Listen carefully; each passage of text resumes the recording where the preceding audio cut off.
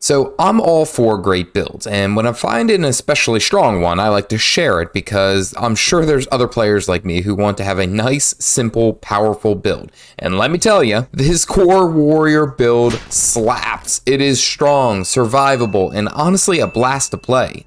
I mean, I can literally take down champion Heart of Thorne mobs solo. So let's talk about this unkillable core warrior build. So this build runs a greatsword axe shield combo. Utility skills are mostly signets except for the heal skill and endure pain. These signets really are used on cooldown save for Signet of Fury, which you can swap to a new weapon and use instantly for that burst skill. You have a crowd control break with endure pain. However, if you are against mobs that have a lot of crowd control, I do suggest you switching to Shake It Off, as its crowd control break is up a lot more. The trait lines are strength, discipline, and tactics, where we focus on greatsword damage and might generation. The trick here is that might generation heals us, so when we pump damage, we sustain ourselves. Our dodge roll also grants might, meaning that it heals you to dodge roll, also granting you more might stacks, which restores some endurance, which allows you to dodge roll more, grant more might, and then heal you,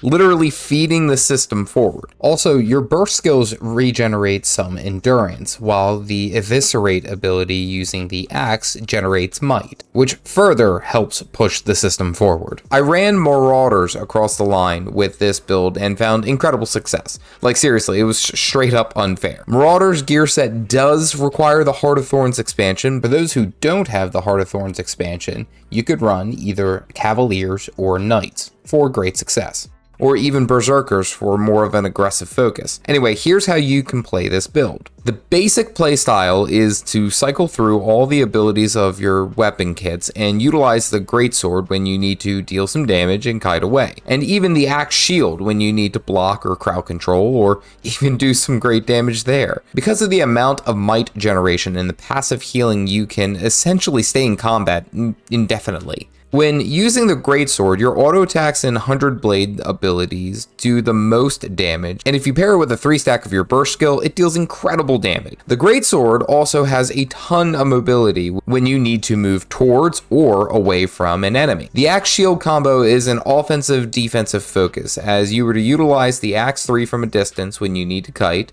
slide in using shield 4, use axe 2, chop a couple of times, then use your burst skill, and then of course block while you were kiting away, swapping back to the greatsword. All the while utilizing your dodge rolls often, as they heal you and grant might, which just means that you're sustaining yourself and dealing more damage. You can also use all the signets on cooldown essentially.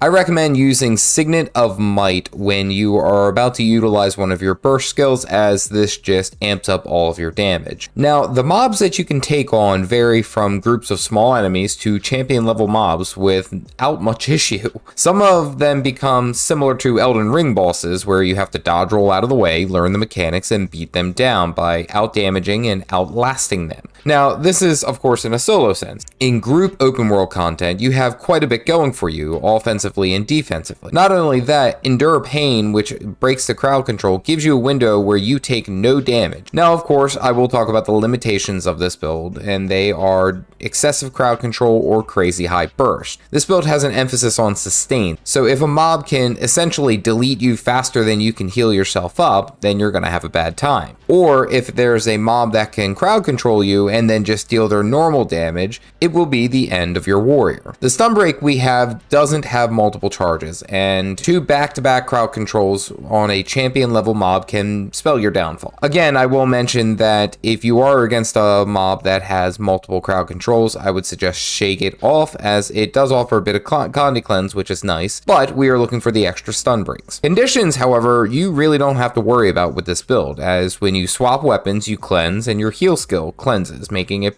pretty autonomous. Overall, this build is a ton of fun. It's fast and furious, so 10 for 10 would recommend this unkillable core warrior build. You can take this bad boy into any endgame zone and have a great time. If you want to learn how to play the trickiest class in the Elementalist, click this video here. Stay caffeinated, folks.